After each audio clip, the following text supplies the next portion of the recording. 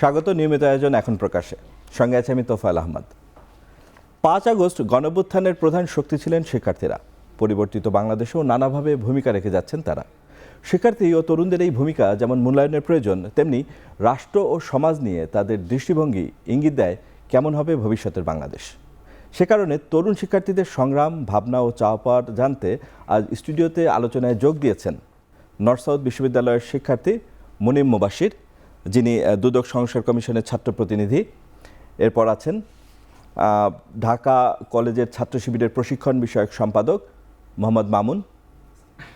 আমার ডানে আছেন ইস্ট ওয়েস্ট ইউনিভার্সিটির শিক্ষার্থী তানজিমুর রহমান রাফি, যিনি বাংলাদেশ ছাত্র ইউনিয়ন বেসরকারি বিশ্ববিদ্যালয়ের সংসদের সভাপতি, এবং আরও আছেন সরকারি কবি নজরুল কলেজের ছাত্রদলের আহ্বায়ক ইরফান আহমেদ ফাহিম।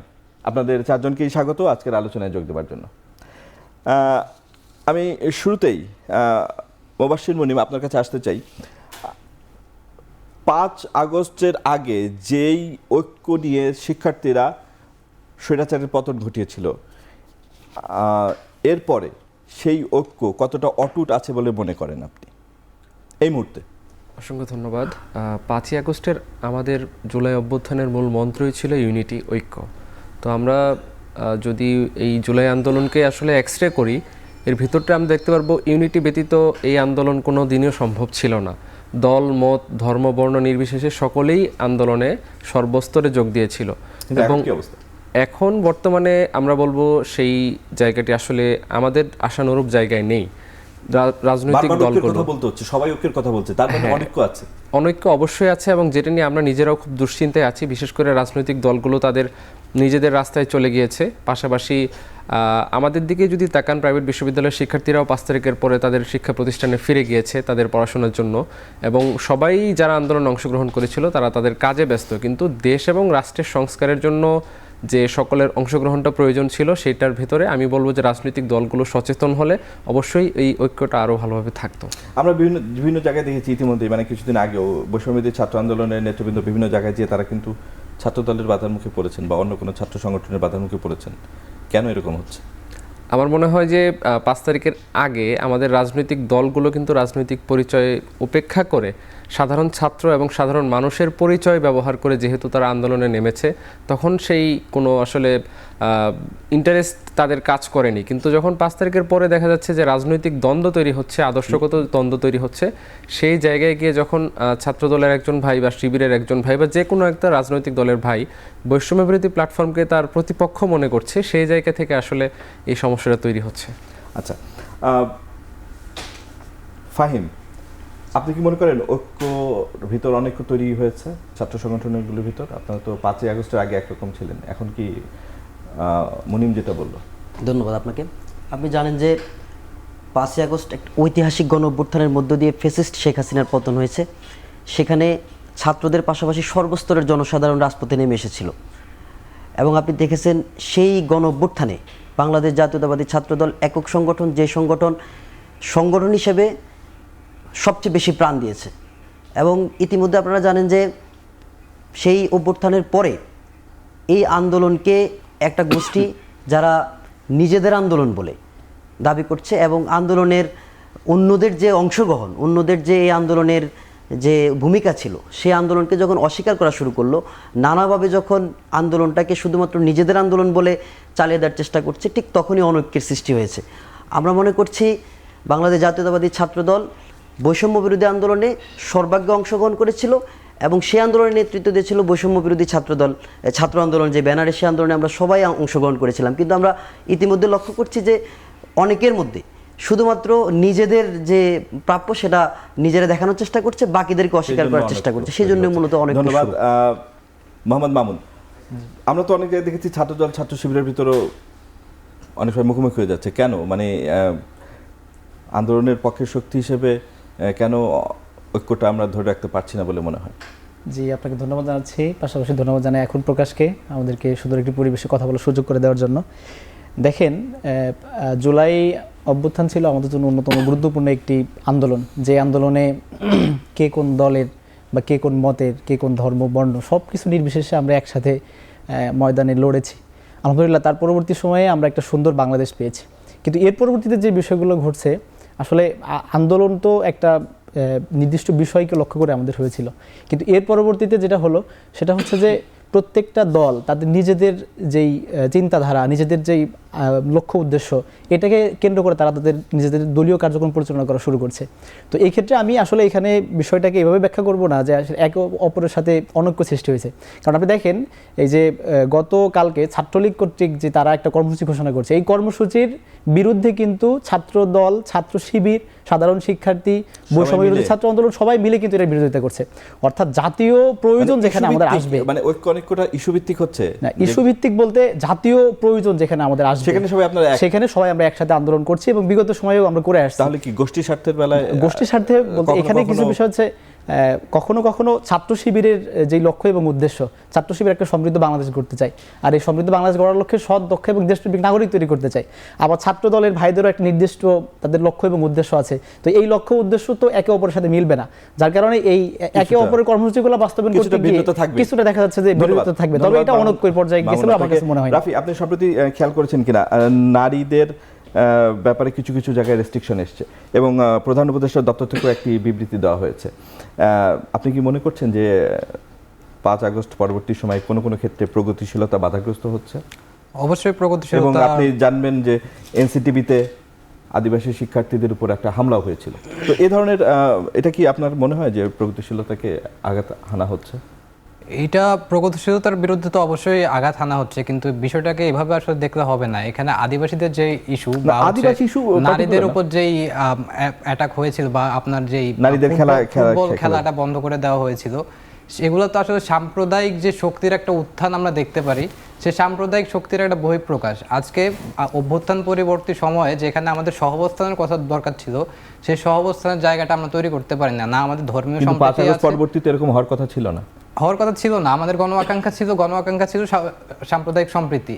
কিন্তু কি হলো, আমরা দেখলাম যারা আসলে সত্যিকার অর্থে আন্দোলনের নেতৃত্ব দিয়েছে, আন্দোলনের মূল নেতৃত্বে যারা ছিল, 5ই আগস্টের পরে দেখা গেল কি তাদেরকে আসলে বৈষম্য বিরোধী প্ল্যাটফর্ম থেকে বিভিন্ন রাজনৈতিক ট্যাগের মাধ্যমে তাদেরকে মূল নেতৃত্বে আসতে দেওয়া হয় নাই।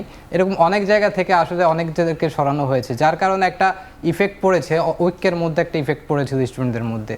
তো সেইটা এখনো বজায় আছে। এবং আদিবাসীদের উপর যে স্টুডেন্ট ফর সভারেনিটি যারা হামলা করেছিল, আমরা দেখি নাই যে তাদের আসলে বিচার প্রক্রিয়া কোনো শুরু হয়েছে। এবং তাছাড়াও আপনার যেই আমরা আদিবাসীদের নিয়ে যেই গ্রাফিটিটা করেছি সেটা ত্রুটিযুক্ত ছিল, ধর্মীয় এবং জাতিসত্তার পরিচয় একসাথে যায় না। কিন্তু তারপরেও এনসিটিভির যেই অভিমুখে তারা যেই মব নিয়ে গিয়ে সেটাকে বাতিল করানো, সেইটা আসলে এই মব জাস্টিসকে উস্কে দেয় এবং প্রগতিশীলতার ক্ষেত্রে অবশ্যই বাধা এসছে। প্রগতিশীলতার মানে কি? প্রগতিশীলতার মানে তো হচ্ছে আমরা সবাইকে নিয়ে একসাথে সামনের দিকে এগিয়ে যাব। সেই জায়গায় থেকে আমরা সামনে অগ্রসর না হয়ে নিজেদেরকে মধ্যে যে বিভেদ, সেই বিভেদ কিভাবে দূর করা যায় সেই দিকে লক্ষ্য না করে আমরা যদি আসলে এই বিভেদটাকে আরও উস্কে দেই রাজনৈতিক স্বার্থ হাসিলের জন্য, তাহলে তো সেটা অবশ্যই প্রগতিশীলতার বাধা। মামুন, সত্যি কি সাম্প্রদায়িক শক্তির উত্থান ঘটেছে যেটি রাফি বলল? আপনার কি মনে হয়? আসলে এই যে নারীদের উপর হামলা এবং আরো কিছু ইস্যুতে আমরা মাজারে হামলার ঘটনাও দেখেছি, আপনি এই ঘটনাগুলো কি আপনাকে মানে আপনার উদ্বেগ সৃষ্টি করে? আসলে বিষয়টা হচ্ছে যে দেখেন 5ই আগস্ট পরবর্তী সময়ে বাংলাদেশে কিন্তু একটা নতুন ধারার একটা সময় চালু হয়েছে এবং এই জায়গাগুলোতে বিভিন্নভাবে বিভিন্ন চক্রান্ত সৃষ্টি হয়েছে। আমরা দেখছি যে বিভিন্ন আন্দোলনগুলোতে ছাত্রলীগের মানে ম্যান পাওয়াররা কিভাবে ঢুকে সেই আন্দোলনগুলোকে লিড দেওয়ার চেষ্টা করছে। অনুপ্রবেশকারীরা এসব করেছে বা হাইব্রিডরা? না, এটা বিভিন্নভাবে হতে পারে। সেটা হচ্ছে যে আপনি হয়তো এটা খেয়াল করছেন যে এই যে আদিবাসীদের যে বিষয়গুলো, এখানে কিন্তু তাদের কাছে অস্ত্র পর্যন্ত এটা মানে পরবর্তীতে মিডিয়া গিয়ে মানে গিয়ে উদ্ধার করছে। তো এরকম বিষয়গুলো হচ্ছে যে এটা হচ্ছে অনুপ্রবেশকারীরা, এটাও একটা বিষয় হতে পারে যে তারা এখানে দেখেন বিভিন্ন আন্দোলন মানে ইউনূস সরকার, আমি আজকেই দেখলাম যে 150+ আন্দোলন এই বিগত 6 মাসে তাকে ফেস করতে হয়েছে। এবং এই আন্দোলনগুলোর পিছনের শক্তি যদি আমরা দেখতে চাই, বেশিরভাগ ক্ষেত্রেই দেখা যাচ্ছে যে এখানকার যারা আছে তারা ওই পতিত শক্তি যাদেরকে আমরা বলছি, তাদেরকে ছাত্র জনতা এই মানে তীব্র আন্দোলনের মুখে তাদেরকে দেশ ছাড়তে বাধ্য করেছেন। তারা বিভিন্নভাবে চক্রান্ত করে এই আন্দোলনগুলোকে লিড দিচ্ছে বলে আমি মনে করি। মুনিম, বৈষম্যবিরোধী ছাত্র আন্দোলন, আপনি আন্দোলনের সাথে মানে অগ্রভাগে ছিলেন, আপনি মানে এই যে রাফি যে অভিযোগটা করলো যে প্রগতিশীলের উপর আঘাত আসছে বা সাম্প্রদায়িক শক্তির উত্থান হচ্ছে, আপনার কাছে কি এটা কাম্য ছিল যে এই বাংলাদেশে এইভাবে নারীদের খেলাধুলার উপর আঘাত আসবে, মাজারে হামলা হবে বা এই ধরনের যে আরো ঘটনাগুলো ঘটছে বা এনসিটিভিতে আদিবাসীদের উপর হামলা, বিষয়টা খুবই এই ন্যাক্কারজনক। জন্য কি আন্দোলন হয়েছিল কিনা? না, অবশ্যই না। বিষয়টা খুবই ন্যাক্কারজনক এই সেন্সে যে আমরা নতুন বাংলাদেশ গড়তে চেয়েছিলাম সুখ এবং সমৃদ্ধির, তো সেইখানে তবে আমি একটা বিষয় বলতে চাই যে রিসেন্ট সময় আমরা যে ঘটনাগুলো দেখছি এগুলো সাম্প্রদায়িক শক্তির বিষয়টা আমার কাছে মনে হয়েছে যে এটা একটা বিচ্ছিন্ন ঘটনা, কারণ উল্লেখযোগ্য হারে এই ঘটনার খুব বেশি সংখ্যা আমরা দেখতে পাইনি। অল্প কিছু বিচ্ছিন্ন ঘটনা ঘটেছে, তো সেটার জন্য আমার মনে হয় আমরা দায়ী করতে পারি স্বরাষ্ট্র উপদেষ্টাকে। পুলিশ এবং প্রশাসন যদি সচেতন থাকতো এবং তারা মাঠে ময়দানে তাদের অ্যাক্টিভিটিস দেখা যেত, আমার মনে হয় বিচ্ছিন্ন ঘটনাগুলো খুব অল্প সময়ের মাঝেই দমন করা যেত। ফাহিম, এটা শীতকাল চলছে, শীতকালে আমাদের দেশে সাধারণত একটা ফেস্টিভ মুড থাকে, প্রচুর কালচারাল প্রোগ্রাম হয়। আপনি লক্ষ্য করবেন যে কালচারাল প্রোগ্রামের সংখ্যা অনেক কমে গিয়েছে, একদম যেগুলো হচ্ছে পার্টিকুলার নির্দিষ্ট ধরনের সাংস্কৃতিক চর্চা হচ্ছে। এটা কি আপনি কি খেয়াল করেছেন কিনা বা এইটা কেন হচ্ছে বলে আপনার মনে হয়? দেখুন, 5ই আগস্টের যে গণ আকাঙ্ক্ষা ছিল, বাস্তবতা হচ্ছে এখন পুরোটাই ভিন্ন। আমরা ইতিমধ্যে যে সাম্প্রদায়িক উত্থান যেটা বলা হচ্ছে সেটা কিন্তু হচ্ছে, আপনি দেখবেন শুধুমাত্র যে আদিবাসীদের উপর হামলা হয়েছে তা নয়, ফুটবলারদের উপর হামলা হয়েছে তা নয়, আমরা অনেক জায়গায় অনেক সাংস্কৃতিক অনুষ্ঠানও বানচাল করতে দেখেছি। ইতিমধ্যে বেশ কিছু জায়গায় ধরনের ঘটনা ঘটেছে, ব্যান্ড সঙ্গীতের অনুষ্ঠানে হামলা হয়েছে, অনেকগুলো ঘটনাই ঘটেছে। এবং এর ব্যর্থতা কিন্তু এই অন্তর্বর্তীকালীন সরকারের। এই সরকারের কাছে জনগণের যে প্রত্যাশা, মানুষের যে প্রত্যাশা, তারা কিন্তু সেই প্রত্যাশা পূরণ করতে পারছে না। আপনি দেখুন 5ই আগস্টের পরে এখন পর্যন্ত আইন শৃঙ্খলা পরিস্থিতি স্বাভাবিক হয় নাই। এর পিছনে দুইটি কারণ থাকতে পারে। একটি হচ্ছে যে সাম্প্রদায়িক শক্তিগুলো বিগত সময়ে খুব বেশি কঠোরতার মধ্যে ছিল, নিয়ন্ত্রণের মধ্যে ছিল, উত্থান হতে পারে নাই। এখনই অন্তর্বর্তী সরকারের আশ্রয় হয়তো তারা উত্থান হচ্ছে। আরেকটি হতে পারে, সেটি হচ্ছে এই অন্তর্বর্তীকালীন সরকার এখন পর্যন্ত 5ই আগস্টের পরে যে ফ্যাসিস্ট স্বৈরাচার শেখ হাসিনার যে দোসররা, তারা কিন্তু এখনও দেশে সবচেয়ে বেশি সরব আছে। বিভিন্ন প্রশাসন থেকে শুরু করে সর্বস্তরে ফ্যাসিস্ট হাসিনার দোসররা কিন্তু এখনও রয়ে গেছে। এবং আপনি দেখেন এখন পর্যন্ত কিন্তু ফ্যাসিস্ট হাসিনার খুব বেশি যারা সন্ত্রাসী কর্মকাণ্ডের সঙ্গে জড়িত ছিল, যারা জুলাই অভ্যুত্থানে সরাসরি শিক্ষার্থী সে জনসাধারণকে হত্যা করেছে, তাদেরকে কিন্তু আইনের আওতায় আনা হয়নি। খুব হাতে গোনা কিছু মানুষকে কিন্তু গ্রেপ্তার করা হয়েছে। এই অবস্থা পরিবর্তনে নতুন করে আপনাদের মাঠে নামতে হবে কিনা? মানে 5ই আগস্টেই তো অনেক সমস্যার সমাধান হয়ে যাওয়ার কথা ছিল। দেখুন, এখন যে পরিস্থিতি, আপনারা কি করছেন এই পরিস্থিতি উত্তরণে? এখন যে পরিস্থিতি এসে দাঁড়িয়েছে সেটা হচ্ছে গিয়ে এই সরকার সম্পূর্ণরূপে আইন শৃঙ্খলা নিয়ন্ত্রণ করতে ব্যর্থ। এবং তার চেয়ে বড় বিষয় হচ্ছে এই যেই ফ্যাসিস্ট সরকারের যে দোসররা, তাদেরকে কিন্তু এখনো পর্যন্ত আইনের আওতায় আনা হয়নি। আপনি দেখুন, বরং এই যে আপনি প্রশাসনের দিকে তাকান, এই যে ডিবি হারুন, যার নেতৃত্বে যাত্রাবাড়িতে একেবারে ভয়াবহ পরিস্থিতি তৈরি হয়েছিল, সেখানে অসংখ্য যে নিজেই নেতৃত্ব দিয়েছিল, কিন্তু দেখেন সে কিন্তু দেশ থেকে পালিয়ে গেছে। তাকে কারা পালিয়ে যেতে সহযোগিতা করেছে? ওবায়দুল কাদের সহ আওয়ামী লীগের যে নেতৃত্বস্থানীয় যারা এই আন্দোলন, তারা কারা এদেরকে সহযোগিতা করেছে? এই জায়গায় এখন যেটা করা উচিত, যদি সরকার তার যে জায়গায় যে কাজ করা উচিত সেটা যদি সে করতে না পারে, তাহলে অবশ্যই ছাত্র জনতাকে আবার ভাবতে হবে। ধন্যবাদ। মুনিম, আপনার কি মনে হয় যে দেশে আইন শৃঙ্খলা পরিস্থিতি নিয়ন্ত্রণ করতে ব্যর্থ হয়েছে অন্তর্বর্তী সরকার? অবশ্যই। আমরা যেহেতু বিগত 6 মাসে যে আশা আকাঙ্ক্ষা নিয়ে আগাচ্ছিলাম, তো সেই জায়গা থেকে অনেক দূরে আমরা আছি বর্তমান সময়ে। তো আমি বলবো অবশ্যই বর্তমান অন্তর্বর্তীকালীন সরকারের প্রশাসন ব্যবস্থাটা। সম্প্রতি মামুন, আমি আপনার কাছে জানতে চাই যে সম্প্রতি মুক্তিযুদ্ধ নিয়ে অনেক আলোচনা হচ্ছে এবং আপনারা ছাত্র সংগঠন করেন, আপনাদের যারা সিনিয়র আছেন তারাও এ নিয়ে অনেক আলোচনা করেছেন। মুক্তিযুদ্ধকে বাদ দিয়ে বা মুক্তিযুদ্ধকে কটাক্ষ করে কোনো রাজনীতি নয় এমন অনেকেই বলেছেন। মুক্তিযুদ্ধকে আমরা কিভাবে দেখব সে বিষয়গুলো নিয়ে আলোচনা হয়েছে। আপনার সংগঠনের তরফ থেকে মুক্তিযুদ্ধকে নিয়ে কিভাবে আপনারা দেখছেন? যে দেখেন, আসলে ৭১-এর মুক্তিযুদ্ধ ছিল আমাদের জন্য অন্যতম একটা পাওয়া। এটাকে অস্বীকার করে বাংলাদেশের রাজনীতি করাটা এটা একটা মানে অদূরদর্শী চিন্তা হবে বলে আমি মনে করি। কারণ হচ্ছে মুক্তিযুদ্ধ হচ্ছে বাঙালি জাতির অন্যতম শ্রেষ্ঠ অর্জন। এই অর্জনটাকে আমরা যেভাবে দেখতে চাই, তবে এখানে আমাদের কিছু কথা আছে। সেটা হচ্ছে বিগত সময়গুলোতে আমরা যেটা দেখছি যে মুক্তিযুদ্ধকে পুঁজি করে এই মুক্তিযুদ্ধ চেতনাকে ধারণ করতে গিয়ে বাংলাদেশে দুর্নীতি, অন্যের উপরে নির্যাতন, অত্যাচার যেটা অনেক বেশি পরিমাণে হয়েছিল। আমরা এখানে স্পষ্ট করতে চাই যে মুক্তিযুদ্ধ নিয়ে যেমন আমরা হচ্ছে যে দুর্নীতি, চাঁদাবাজি, টেন্ডারবাজি এগুলো আমরা করতে দিতে চাই না, আবার হচ্ছে যে শুধুমাত্র মুক্তিযুদ্ধকে একদিকে ফোকাস করতে গিয়ে 24-এর আন্দোলনকেও আমরা দূরে ঠেলে দিতে চাই না। আমরা জাতীয় জীবনে আমাদের প্রত্যেকটা আন্দোলনে আমাদের জন্য গুরুত্বপূর্ণ। আমরা 24-এর চেতনাকে ধারণ করতে চাই, পাশাপাশি আমরা যে 71-এর চেতনাকে আমরা ধারণ করতে চাই, পাশাপাশি 24-এর যে মূল আমাদের স্পিরিট ছিল আন্দোলনের, এই স্পিরিট নিয়ে নতুন একটা সুন্দর বাংলাদেশ আমরা বিনির্মাণ করতে চাই। এবং এই ক্ষেত্রে অবশ্যই 71 আমাদের জন্য গুরুত্বপূর্ণ, পাশাপাশি আমাদের 71-কে ধারণ অবশ্যই করতে হবে এবং 24-এর স্পিরিট নিয়ে আমাদেরকে কাজ করে যেতে হবে। মানে আপনাদের প্রকাশনায় দেখা যাচ্ছে যে 71 নিয়ে আপনারা প্রশ্ন তুলেছেন ভুয়া মুক্তিযোদ্ধার ব্যাপারে, আবার আপনাদের তথ্যেও কিছু অসঙ্গতি আছে, তো এগুলোর ব্যাপারে আপনারা কতটা সচেতন? যে আসলে ছাত্র সংবাদ হলো ছাত্র শিবির কর্তৃক প্রকাশিত একটা মাসিক পত্রিকা, এবং এই পত্রিকার আপনি যদি বিগত সময়গুলোতে দেখেন প্রত্যেক ডিসেম্বর মাসেই মুক্তিযুদ্ধকে নিয়ে একটা লেখা বের হয়।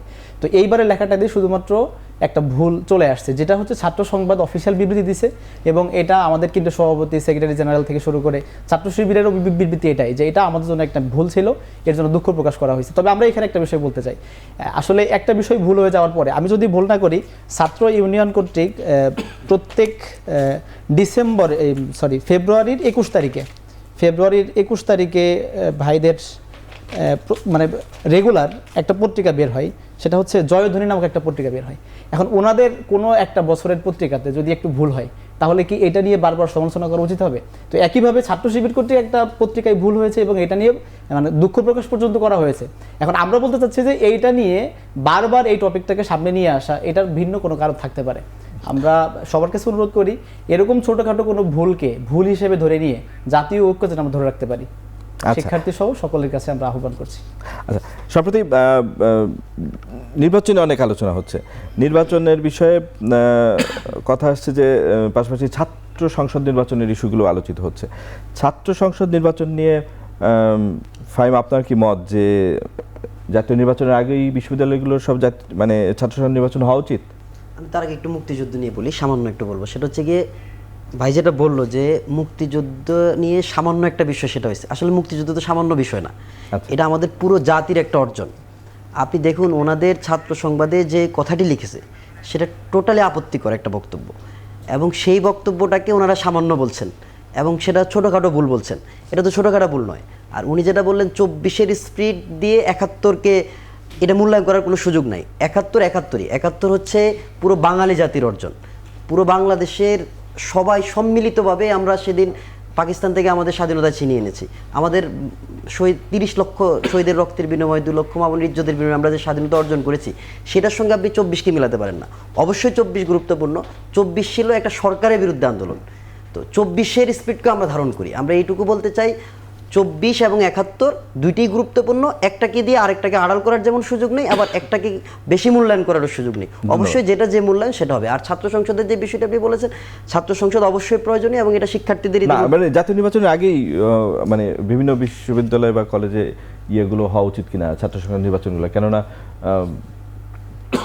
সবাই এখন অধীর আগ্রহে অপেক্ষা করছে হচ্ছে জাতীয় নির্বাচনের জন্য। সবচেয়ে বড় বিষয় যে এখনো ফেসিস্টের দোসররা কিন্তু সব জায়গায় রয়ে গেছে। আপনি যদি এই ফেসিস্টদের অধীনেই আবারও আপনি রাষ্ট্র সংস্কার না করে যদি এই পদ্ধতি ছাত্র সংসদ নির্বাচনে যান, তাহলে সেখানে ফেসিস্টদের হস্তক্ষেপ থাকতে পারে। আমরা মনে করছি অবশ্যই ছাত্র সংসদ নির্বাচনের প্রয়োজনীয়তা রয়েছে এবং সেটা নিয়ে তো তাড়াহুড়োর কিছু নেই, সব কিছুকে ঢেলে সাজিয়ে সেটা করা উচিত। এবং সর্বাগ্যে যে এখানে ফেসিস্টদের দোষর আছে, সেই একই যারা ছিল তাদেরকে সরিয়ে সেখানে নতুনত্ব নিয়ে আসা, সেটা সংস্কার করা। রাফি, কি মনে করেন যে রাজনৈতিক সরকার আসার পর ছাত্র সংসদ নির্বাচনগুলোতে প্রভাব বিস্তার করতে চাইবে?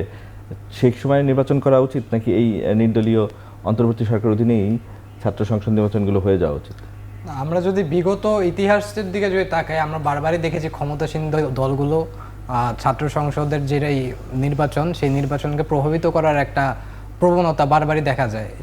সেই প্রবণতা যদি আপনি 5ই আগস্টের পরেও আমরা দেখেছি বিভিন্ন সংগঠনের একটা এজেন্ডা থাকে বাস্তবায়ন করার ছাত্র সংসদের মাধ্যমে। তো সেই জায়গা থেকে ছাত্র সংগঠনগুলো যতদিন না তাদের লেজুর ভিত্তিক চরিত্র থেকে বের হয়ে আসতে পারবে, ততদিন এই ধারা অব্যাহত থাকবে। সেই লেজুর ভিত্তিক চরিত্র থেকে বের হয়ে আসতে হয় যদি আপনার আজকে এই প্রভাব বিস্তার থেকে বের হইতে হয় রাজনৈতিক দলগুলোর। এবং আমি ওনার যে বক্তব্য, আমি ছাত্রদের ভাইয়ের সাথে একমত পোষণ করছি এই বিষয়ে, যে মুক্তিযুদ্ধ কোনো সামান্য বিষয় না যে আমি বলবো আমার ভুল হয়ে গেছে আমি সামান্য একটা বিষয়টা এরকম না। আসলে মুক্তিযুদ্ধ খুবই সেনসিটিভ একটা বিষয়। আপনি এরকম একটা সংগঠন, আপনার দায়িত্বপ্রাপ্ত জায়গা থেকে আপনার বারবার একটা প্রুফ রিডিং করা উচিত ছিল। এরকম একটা সেনসিটিভ বিষয় কিভাবে মানে ভুলের মাধ্যমে চলে যায়, সেটা কিভাবে আপনাদের দৃষ্টিগোচর হয়, এটা অবশ্যই আপনাদের রেসপন্সিবিলিটির অভাব ছিল। আপনারা আপনার দায় নিতে পারেননি, সেটা স্বীকার করেন, কিন্তু এটাকে সামান্য বিষয় বলে এড়িয়ে যাওয়ার আসলে এখানে কোনো সুযোগ নেই। ধন্যবাদ রাফি। মুনিম, আপনার কাছে জানতে চাই যে বৈষম্য বিরোধী ছাত্র আন্দোলন এই যে কিছুদিন আগে নির্বাচন সংস্কার কমিশন একটা সুপারিশ দিয়েছে 150টি, সেখানে একটি বিষয় আছে যে প্রার্থীর বয়সসীমা, নির্বাচনের প্রার্থীর বয়সসীমা 25 থেকে 21 করার।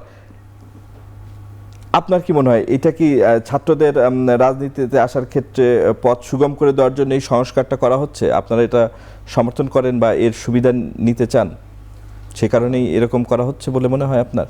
বিষয়টা হচ্ছে যে এই ফ্যাসিবাদের আমলে শোষিত হয়েছে এমন কোনো সেক্টর ফাঁকা নেই যে শোষিত হয় নাই। মিডিয়া সেক্টর থেকে শুরু করে স্কুল, কলেজ, ইউনিভার্সিটি, প্রত্যেকটা সরকারি বেসরকারি প্রতিষ্ঠান থেকে শুরু করে দেশের সাধারণ জনগণ এবং কৃষক পর্যন্ত।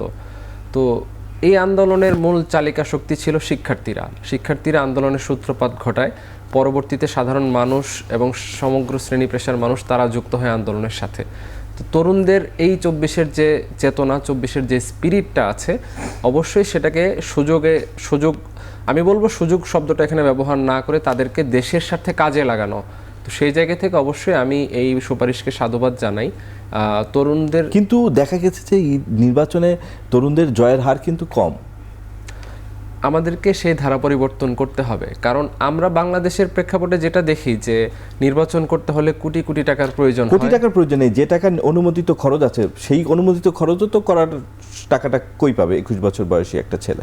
সেই ক্ষেত্রে বাংলাদেশের বর্তমান প্রেক্ষাপট অনুযায়ী নির্বাচনের যে সিস্টেম, এই সিস্টেম অনুযায়ী আসলেই একজন ছাত্রের জন্য অবশ্যই এটা খুব কঠিন।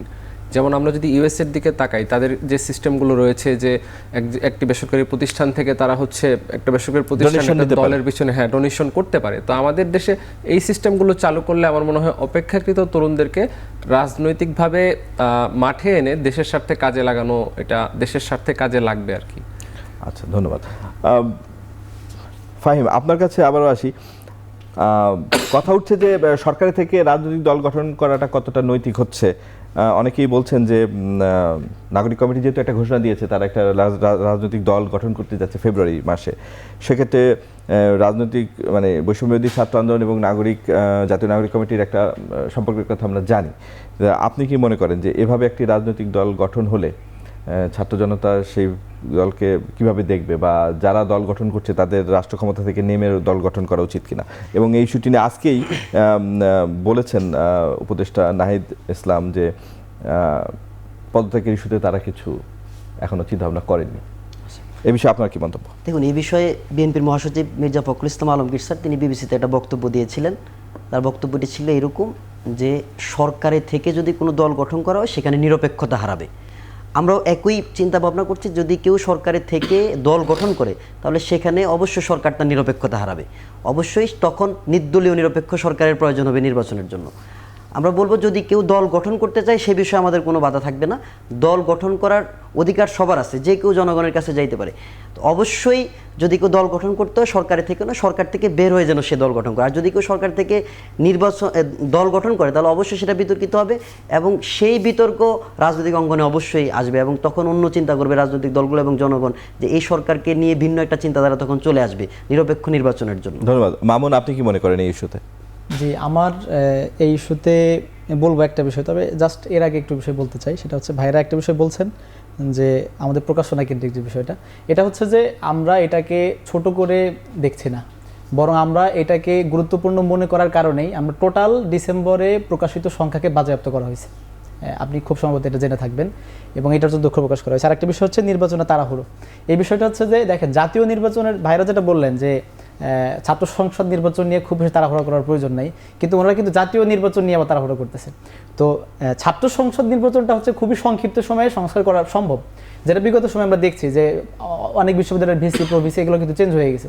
তার মানে এখানে নির্বাচন করার মতো একটা ফিল্ড অলরেডি আছে, কিন্তু জাতীয় নির্বাচন তো একটা বড় সংস্কারের বিষয়, এই জন্য ওইটার জন্য একটা নির্দিষ্ট সময় প্রয়োজন, ওই সময়ের আলোকে এটা করা যেতে পারে। আমি মনে করি যে ছাত্র সংসদ নির্বাচনটা খুব দ্রুত সময়ে হওয়া দরকার, বিশেষ করে ছাত্রদের প্রতিনিধি হিসেবে। আর আপনি আমাকে যে বিষয়টা প্রশ্ন করছেন, আমি আজকে উপদেষ্টা নাহিদের এই বিষয়টা মানে শুনেছি আর কি, সে স্পষ্ট করে বলছে যে আমাদের এখন পর্যন্ত এখান থেকে বের হওয়ার চিন্তা আমাদের আসে নাই, তবে তারা এটাও ক্লিয়ার করছে যদি আমরা কোনোভাবে দল গঠন করতে চাই তাহলে আমরা নিঃসন্দেহে এখান থেকে বের হয়ে গিয়েই করব। তবে আমরা এখন এটা চিন্তা করি নাই, যখন আমাদের প্রয়োজন হবে তখন আমরা এটা সরাসরি নিজেরাই জানাবো, ওনারা নিজেরাই এটা বলছেন। তবে এইরকম ধরনের উদ্যোগকে আমি নিঃসন্দেহে স্বাগত জানাই, কারণ এখন বাংলাদেশের যে পরিস্থিতি, ছাত্র জনতার মানে ছাত্রদের নেতৃত্বে কিন্তু সারা দেশের মানুষ একটা আন্দোলনে তারা অংশগ্রহণ করছে। সুতরাং আমি এটা মানে বিশেষভাবে বিশ্বাস করি যে ছাত্ররা যদি কোনো দল গঠন করে তাদেরকে আমরা অবশ্যই সাধুবাদ জানাই। এই ধরনের দল ধন্যবাদ। এই ধরনের দল গঠনকে রাজনৈতিক দলের কেউ কেউ বলছেন যে কিংস পার্টি, কেননা তারা অন্তর্বর্তী সরকারের সুবিধা নিয়ে বা অন্তর্বর্তী সরকারের ব্লেসিং নিয়ে এই ধরনের পার্টিগুলো হচ্ছে। আপনি কি বলেন এই বিষয়ে? না, অবশ্যই না। আমি একটা বিষয় সকলকে আসলে দৃষ্টিগোচর করতে চাই, বাংলাদেশের বৈষম্য বিরোধীর যে আন্দোলন, যে গণ অভ্যুত্থান জুলাই, এটিতে কিন্তু লাখ লাখ মানুষ অংশগ্রহণ করে এবং সেখান থেকে ছাত্রের সংখ্যা ছিল অনেক বেশি, কিন্তু মাত্র 2 জন উপদেষ্টা হিসেবে নেওয়া হয়েছে, 3 জন এখন আছে। তো আমি বলবো যে তাদের অংশগ্রহণ এখানে খুবই সীমিত। 3 জনকে ব্যতীত আরও অনেক ছাত্র ভাই আছেন যাদেরকে আমরা মনে করি যে তাদেরকেও আমরা যদি বিপ্লবী সরকার গঠন করতে পারতাম সেই ক্ষেত্রে আমরা তাদেরকে গুরুত্বপূর্ণ জায়গা দিতে পারতাম। যেহেতু দেওয়া হচ্ছে না, ছাত্র ভাইয়েরা এখন নতুন রাজনৈতিক দল করার মাধ্যমে দেশের সংস্কার করার জন্য নতুন রাজনৈতিক দলের মাধ্যমে আবির্ভাব ঘটাতে চেয়েছে এবং এটা কোনোভাবেই অন্তর্বর্তীকালীন সরকারের কোনো সুবিধা ভোগ করছে না। কিন্তু আমরা উপদেষ্টাতে দেখেছি রাজনৈতিক নেতাদের আদলে নিজ এলাকায় সফরে যাচ্ছেন, পথসভা করছেন, হেলিকপ্টার নিয়েও জনসংযোগ দেখেছি। এগুলো কিসের ইঙ্গিত দেয়? না, অবশ্যই আমরা আমাদের জুলাই অভ্যুত্থান পরবর্তী সবচেয়ে বড় সুবিধা হয়েছে যেটা, বা আমাদের সবচেয়ে বড় প্রাপ্তিগুলোর একটি হচ্ছে যে আমরা সমালোচনার রাস্তাটা সবার জন্য ওপেন রাখা হয়েছে। আপনি বলতে চাচ্ছেন যে সমালোচনা যে করতে পারছি, বলতে যে পারছি, এটাই অনেক প্রাপ্তি? না, অবশ্যই না। কিন্তু এই সমালোচনাটা 2টা পজিটিভ বিষয় আছে। আমরা সমালোচনা করতে পারছি এবং যাদের সমালোচনা করছি তারা এই সমালোচনাটা নিচ্ছে। আগে তো এই সিচুয়েশনটা ছিল না, রেসপন্ড করছে। আপনি বলছেন যে জি আমরা চেষ্টা করছি আমাদের জায়গা থেকে যে বিষয়গুলো দৃষ্টিকটু মনে হচ্ছে আমরা সেই বিষয়গুলো নিয়ে, আসিফ ভাই হোক, নাহিদ ভাই হোক, যে কেউই হোক না কেন, আমরা বিষয়গুলো তাদেরকে নিয়ে আমরা ওপেনলি সমালোচনা করি এবং তারা যখন এই বিষয়গুলো দেখতে পায় যে না আসলে আমাদের ভাইরা বিষয়গুলো এইভাবে দেখছেন, আমার মনে হয় তখন তারাও রেসপন্স করছেন। ধন্যবাদ। রাফি, মানে প্রার্থী হওয়ার বয়সসীমা 21 করার পক্ষে কিনা আপনারা? মানে এইটা তো আসলে অনেক ক্ষেত্রেই দেখা যায় যে অনেকের পড়াশোনাই শেষ হবে না 21 বছর বয়সে। এই প্রশ্নের উত্তর দেওয়ার আগে আমি ওনার একটা কথা, যে উনি বলেছিল যে ইয়া করা যাবে না, একটা মন্তব্য করেছিলেন আপনি, সম্ভবত আমি ভুল করছি এটা। তো এই বিষয়টা ঠিক আছে, মনে পড়লে আবার বলেন, বাট আমরা যে প্রশ্নটা ভুলে গেছি। 21 বছর করার যে বিষয়টা, সেইটা হচ্ছে আমি মনে করি যে এটাতে একটা মানে রাজনৈতিক এজেন্ডা আছে, যে 21 বছর করলে আমি হচ্ছে জেনজিদের ধরতে পারবো, জেনজিদের ভোট ধরতে পারবো, আমার ক্ষমতায় যাওয়ার পথটা সহজ হয়ে যাবে। এই বিষয়টা হচ্ছে অনেকটা এরকম 21 বছরের যে প্রক্রিয়া যদি আমি নিয়ে আসি, তো আমি মনে করি না 21 বছর আর বয়স আসলে একটা মানুষকে ওই পরে ম্যাচুরিটি আয়না দেয় যাতে করে জনপ্রতিনিধিত্ব করতে পারবে। এবং ভাই যেটা বললো আমার মনে পড়েছে, সমালোচনা করার জায়গা তৈরি হয়েছে, কিন্তু সমালোচনা করার জায়গা আসলে তৈরি কি হয়েছে?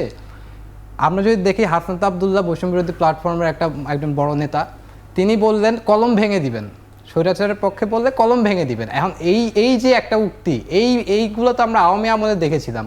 এবং উচ্চ মাধ্যমিক এবং মাধ্যমিক যে শিক্ষা বোর্ড থেকে প্রজ্ঞাপন জারি করে বলা হয়েছে যে শিক্ষার্থীরা যদি সরকারের কোনো বিরুদ্ধে কোনো সমালোচনা করে, প্রোপাগান্ডা করে, তাহলে সেই ক্ষেত্রে শিক্ষার্থীদের বিরুদ্ধে ব্যবস্থা নেওয়া হবে। তার মধ্যে আমাদের বুঝতে হবে সরকার আর রাষ্ট্র এক জিনিস না, সরকার আর রাষ্ট্র দুটো ভিন্ন জিনিস। আমি রাষ্ট্রদ্রোহিতা মানে সরকার সমালোচনা করার রাষ্ট্রদ্রোহিতার সমান না, সেইটাও বুঝতে হবে। আসলে সমালোচনা করার জায়গা এখনো তৈরি হয় নাই, আমরা এখনো সহনশীল হয়ে উঠতে পারি না এক একজনের। ধন্যবাদ।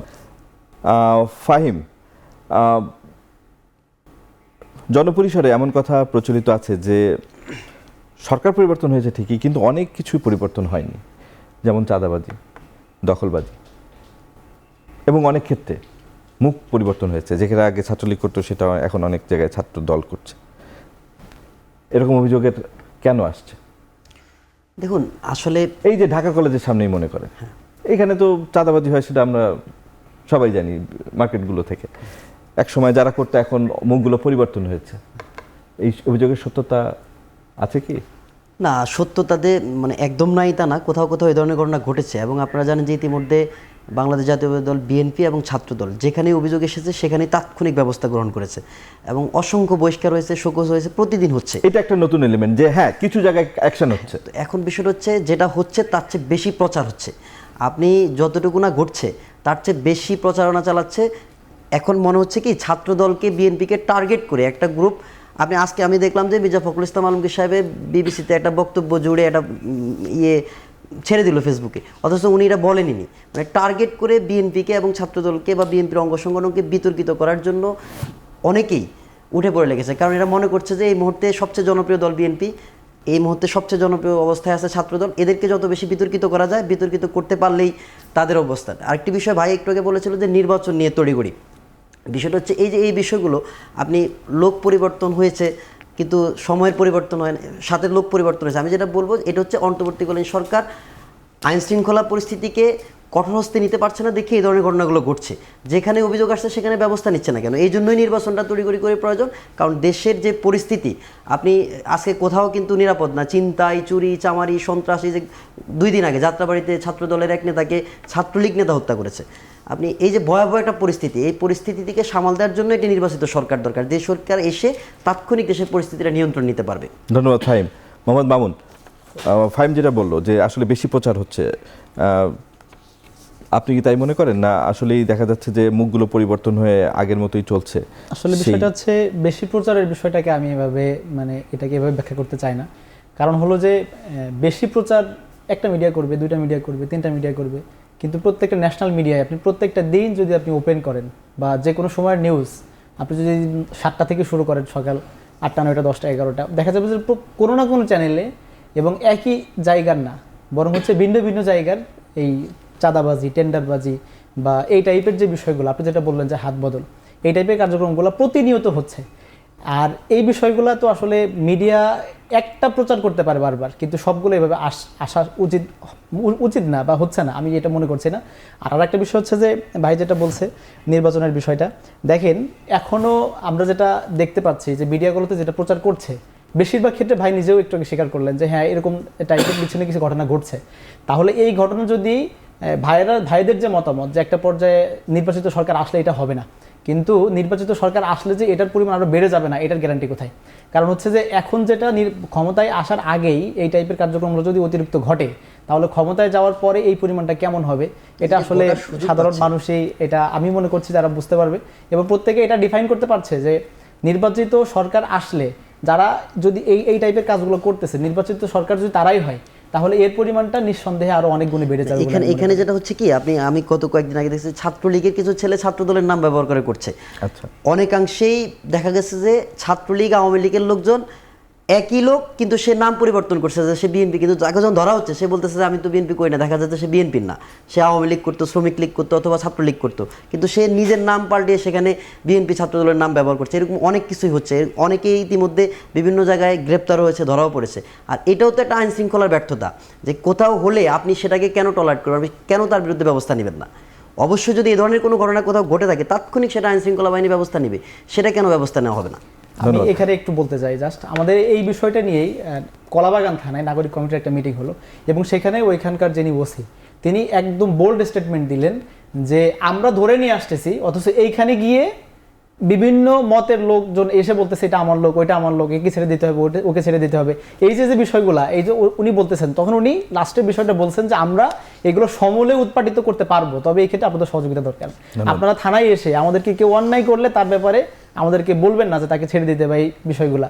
তো বোঝাই যাচ্ছে যে স্বাভাবিকভাবে এই কাজগুলো হচ্ছে, কিন্তু হওয়ার পরে ভাইয়ের যেটা ব্যাখ্যা, এরপরে যেহেতু একটা মহল গিয়ে তাকে সুপারিশ করতেছে ছেড়ে দেওয়ার জন্য, নিঃসন্দেহে সেটা আওয়ামী লীগের লোকজন সুপারিশ করলে ছাড়তেছে না পুলিশ, নিঃসন্দেহে সেটা অন্য কোনো দলের লোকজন, তো এই জন্য আমি মনে করছি যে বিষয়গুলো শুধুমাত্র আওয়ামী লীগ বা ছাত্রলীগরা মিশে এই টাইপের কাজ করতেছে, বিষয়টা এমন না, আবার করতেছে না এটা আমি বলতে চাই না। ধন্যবাদ। কারো ধন্যবাদ। সুপারিশে পুলিশ ছাড়বে কেন? পুলিশ তো কারো সুপারিশে ছাড়তে পারে না। যদি কেউ অপরাধ করে থাকে, আপনি গিয়ে সুপারিশ করলে পুলিশ তাকে ছাড়বে কেন? ধন্যবাদ ফাহিম। আমি মনিমের কাছে আসতে চাই। মানে নাগরিক কমিটির আহ্বায়ক মানে বলছিলেন যে দেশে মুজিববাদ, জাতীয়তাবাদ বা ইসলামী ধারার রাজনীতি এর বাইরে তারা একটা ভিন্ন ধারার রাজনীতি তৈরি করতে চান। মানে আসলে বৈষম্যবিরোধী এবং জাতীয় নাগরিক কমিটির তো এক ধরনের যোগাযোগ আছে, ভাতৃপ্রতিম একটা সম্পর্ক আছে। কেন মানে এই নিজেদের একটা ধারা তৈরি করবেন ঠিক আছে, কিন্তু মুজিববাদকে বাদ দিয়ে, ইসলামী ধারার রাজনীতি বাদ দিয়ে বা জাতীয়তাবাদদের বাদ দিয়ে কেন? এগুলোকে নিয়েই একটা ভিন্ন ধারা, তাদের মতো তারা চলবে, আপনাদের মতো আপনারা চলবেন, এরকম কেন নয়? বা কেন ভাবছেন যে এগুলো বাদ দিয়ে নতুন একটা ধারা তৈরি করতে হবে? জি, আমি উত্তরে আসার আগে ভাইকে, ছাত্র ইউনিয়নের ভাইকে একটা বার্তা দিতে চাই যে আসলে আপনি বর্তমান সময়ের সাথে আওয়ামী দুঃশাসনের আমলের একটা মানে তুলনা দিলেন যে সমালোচনার পরিস্থিতি এখনও আগের মতো আছে। তো আমি বলবো যদি ওইরকমটাই হইতো তাহলে আমি আপনি আজকে এখানে বসে আসলে সমালোচনা করার সুযোগ পেতাম না। আজকে আমরা সুযোগ পাচ্ছি শুধুমাত্র হাসিনার সেই ফ্যাসিবাদী যে পলায়ন, এই পলায়নের ফলেই আজকে আমরা এখানে বসতে পারতেছি এবং এখানে বসে কথা বলতে পারতেছি। আর ভাই যে প্রশ্নটা করলেন, আসলে জিয়াবাদ বা মুজিববাদ বা ইসলামিক এই কোনো ভাবধারাকে আসলে টোটালি বাদ দেওয়া হচ্ছে এমন না। আমরা বাংলাদেশের স্বার্থে যে কোনো ভাবধারার যে কোর বিষয়গুলো আছে সেই বিষয়গুলোকে অবশ্যই আমরা অ্যাকসেপ্ট করতে রাজি আছি, যেটা দেশের স্বার্থে ছাত্র জনতা এবং সাধারণ মানুষ সবাই কাজে লাগিয়ে দেশের উন্নতি ঘটাতে পারবে। এখন ছাত্রদলের ভাই শুরুতে যেটা বলছিলেন যে মুক্তিযুদ্ধের চেতনাকে যারা হচ্ছে, যেমন ভাইকে উদ্দেশ্য করে বলছিলেন যে মুক্তিযুদ্ধের উপরে হচ্ছে 24কে রাখছেন, আসলে বিষয়টা তুলনা দেওয়ার কথা আমরা বলবো না। আমরা বলবো মুক্তিযুদ্ধের চেতনাকেও বুকে ধারণ করতে হবে, পাশাপাশি অবশ্যই 24কেও ফেলে দিলে হবে না, 24কেও গুরুত্ব দিতে হবে। এবং মানে আমরা সেই ধারার রাজনীতি চাই যে ধারাতে 71 মুক্তিযুদ্ধ এবং 24 সবগুলো সংমিশ্রণ থাকবে এবং প্রত্যেক মতাদর্শের যে গুরুত্বপূর্ণ কোর বিষয়গুলো রয়েছে যেগুলো দেশ এবং জাতির স্বার্থে কাজে লাগবে সবগুলোই আমাদের ভাবধারাতে থাকবে। ধন্যবাদ। রাফি, এ বিষয়ে আপনার কোনো বক্তব্য আছে কিনা?